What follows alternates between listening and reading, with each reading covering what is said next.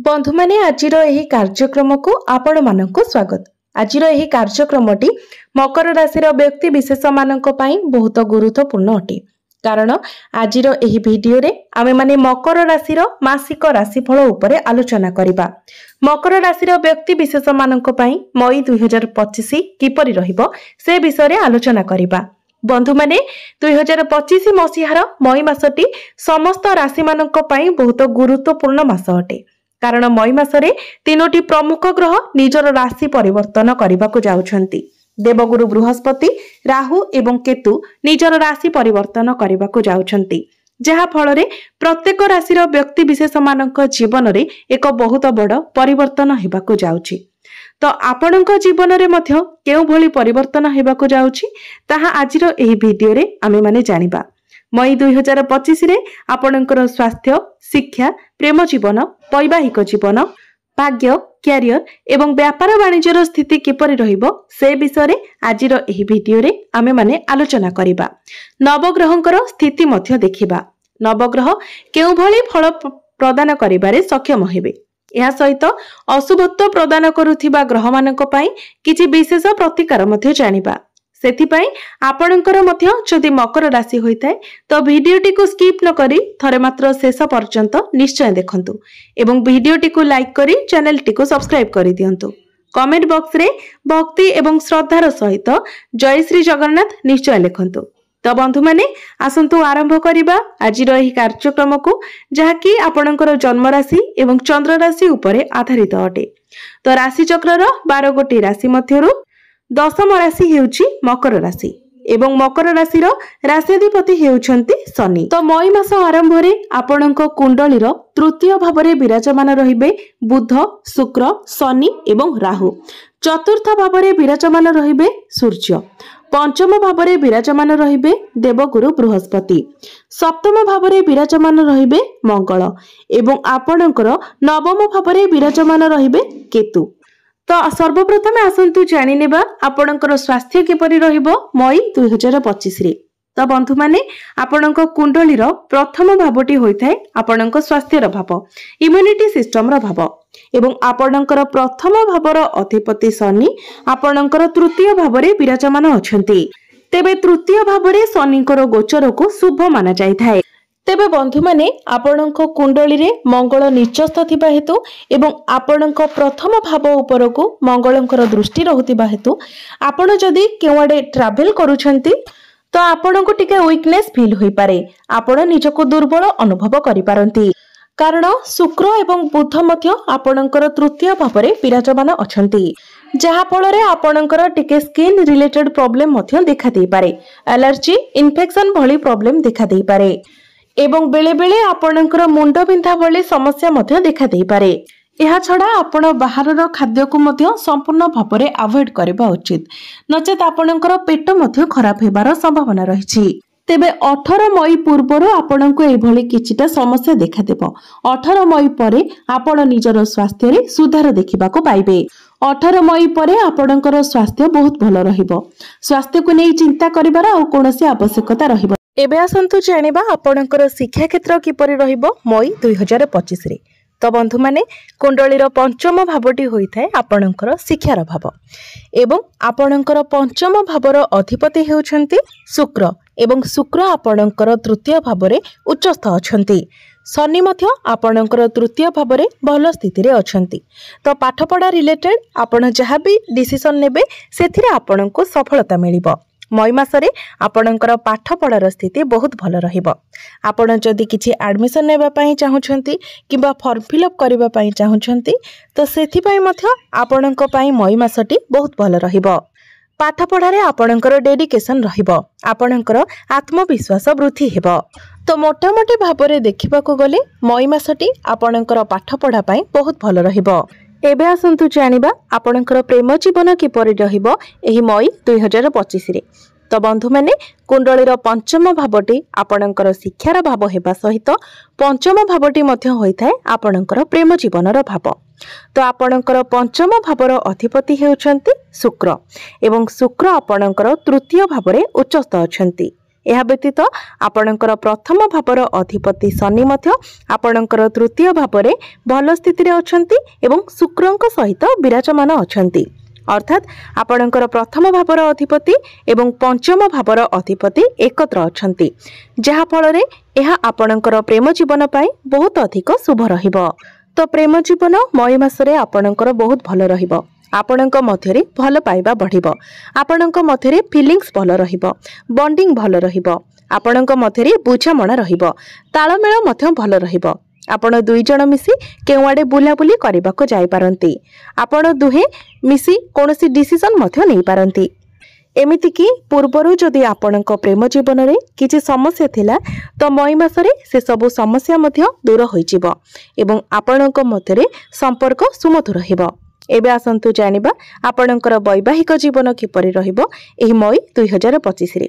तो बंधु माने कुंडलीर सप्तम भावटी होइथाय आपणक वैवाहिक जीवनर भाव, आपणक जीवन साथीर भाव। आपणक सप्तम भावर अधिपति हेउछंती चंद्रमा, जी कि प्रति 2 दिन रे निजर राशि परिवर्तन करिथांती एवं आपणकर सप्तम भावरे विराजमान अछंती मंगल। मई मासरे मंगलंकर कोनोसी राशि परिवर्तन मध्य हेबार नाही। तेबे आपणक सप्तम भावरे मंगल निचस्थ थिबा हेतु आपणक जीवन साथीक मध्यरे टिके धैर्य रे हानि देखा देबो, तांको भितरे आग्रेशन देखा देबो एवं आपणको सेथिरे एडजस्ट करबाको पड़िबो। तेबे मंगलंकर दृष्टि प्रथम भाव उपरे रहुतिबा हेतु आपणक मध्यरे मध्य टिके आग्रेशन रहिबो। तेबे आपण जदि एसबुरी टिके एडजस्ट करि नियंती तो आपणकर वैवाहिक जीवन मई मासरे बहुत भल रहिबो, कारण सेमिति किछि बड़ समस्या आपणकर वैवाहिक जीवन रे देखा जाउ नाही। एबे आसंतु जानिबा आपणकर भाग्य, कैरियर एवं व्यापार वाणिज्यर स्थिति किपरि रहिबो एही मई 2025 रे। तो बंधु माने कुंडलीर नवम भावटी होइथाय आपणकर भाग्यर भाव। आपणक नवम भाव अर्थात भाग्य भावर अधिपति हेउछंती बुध एवं बुध आपणकर तृतीय भावरे विराजमान अछंती एवं आपणक भाग्य भावरे विराजमान अछंती केतु। तो बंधु माने केतु जेबेठारो आपणकर नवम भावरे थिले आपणको बारंबार आपणक कार्य रे बाधा विघ्नर सम्मुखीन हेबाको पडुथिला, कारण केतु हेउछंती छाया ग्रह, मुंड विहीन ग्रह। केतु जेउ भावरे थांती सेही भाव सह जड़ित कार्य गुड़िकरे बाधा विघ्न सृष्टि कराई थांती, आपणको असंतुष्टि प्रदान करि थांती। मात्र 18 मई को केतु आपणकर नवम भावरु आपणकर अष्टम भाव को चलन करिवे, जहा फल रे आपणकर भाग्य रे जे सब बाधा विघ्न आसुथिला से सब अति शीघ्र दूर हेबाको जाउछि। आपणकर भाग्य रे उन्नति आसीबाको जाउछि। आपणक भाग्य भावर अधिपति बुध मध्य आपणकर भाग्य स्थान को देखुछंती। तो 18 मई परे निश्चित भावरे आपणको आपणक भाग्यर पूर्ण रूप रे साथ मिलिबो।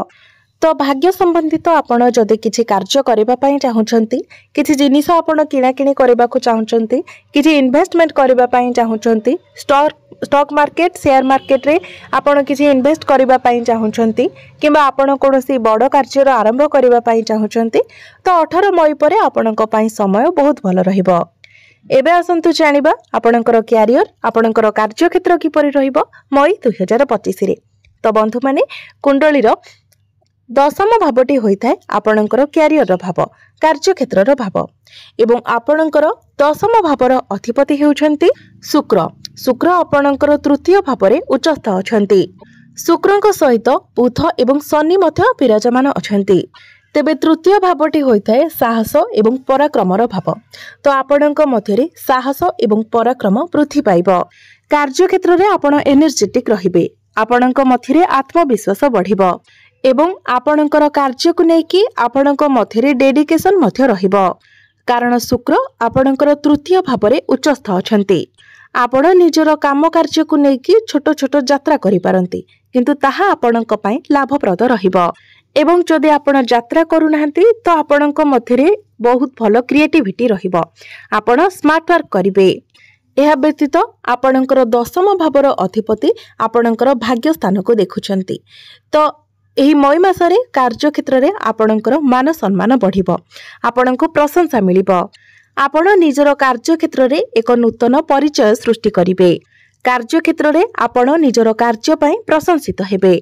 आगको बढ़िबार मौका मध्य आपणको मिलिबो। कारण शनि एवं शुक्र आपणकर तृतीय भाव में एकत्र अछंती।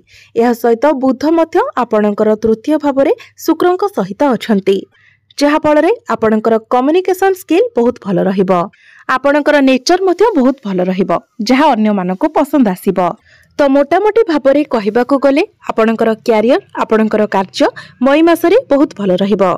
आपण केवल निजको पॉजिटिव रखंतु, निज भितरे कॉन्फिडेंस रखंतु एवं जो मानक निकटरे कोनोसी चाकरी बाकरी नाही, आपण चाकरी पई प्रिपेयर हेउछंती, बहुत चेष्टा करूछंती, तो मई मासरे आपणको चाकरी मिलिबार मध्य बहुत अधिक संभावना रहुछि। सेति पई आपण चाकरी पई निजर चेष्टा जारी रखिबा उचित।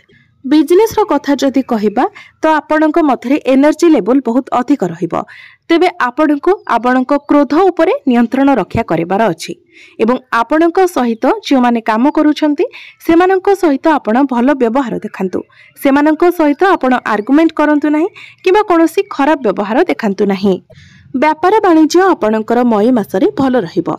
व्यापार वाणिज्य को नेकी आपणकर टिके अधिक खर्च होई पारे, कारण आपण निजर व्यापार वाणिज्य को आग को बढ़ाई पारंती। तेबे व्यापार वाणिज्य आपणकर भल रहिबो, किंतु आपणकर टिके स्ट्रेस बढ़ी जिवो। तो एबे आसंतु जानि नेबा किछि उपाय विषय, जे उपाय गुड़िक करबा द्वारा आपणकर जहा सब अशुभत्व रहुछि से सब खंडन होई आपणको अधिक मात्रा रे शुभ फल प्राप्ति हेबो। सेथि पई आपण प्रत्येक दिन बुधंकर बीज मंत्र 108 थर जप करंतु। प्रत्येक दिन आपण शनिकर बीज मंत्र मध्य 108 थर जप करंतु, कारण शनि हेउछंती आपणकर आराध्य, आपणकर राशिर अधिपति। एवं प्रत्येक दिन आपण हनुमान चालीसार मध्य पाठ करंतु एवं प्रत्येक दिन आपण उदित सूर्य को तंबा पात्र रे जलार्घ्य अर्पण करंतु। निश्चित भाव में आपणको अधिक मात्रा रे शुभ फल प्राप्ति हेबो एवं समस्त अशुभत्व गुड़िक खंडन हो जिवो।